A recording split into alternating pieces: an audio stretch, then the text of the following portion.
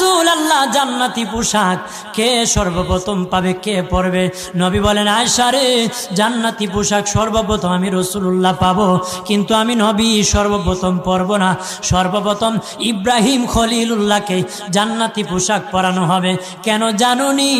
ইব্রাহিম নবীকে নমরুদের আগুনে যখন ফেলে দেওয়া হয়েছিল, দুনিয়ার সব ছেড়ে দিয়েছিল, বাড়ি ছেড়ে দিয়েছিল, সম্পদ ছেড়ে দিয়েছিল, মা বাবা ছেড়ে দিয়েছিল, এমনকি গায়ের জামাও যখন খুলে নেয়, ইব্রাহিম কয়েক কাপড় ছেড়ে দিতে পারি, আমার আসমানের মালিককে ছেড়ে দিতে পারি না।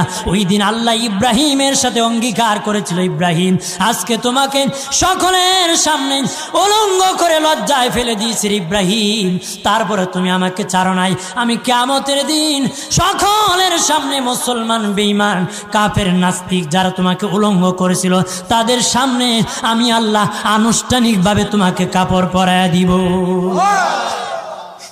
ইয়া রাসূলুল্লাহ জান্নাতি পোশাক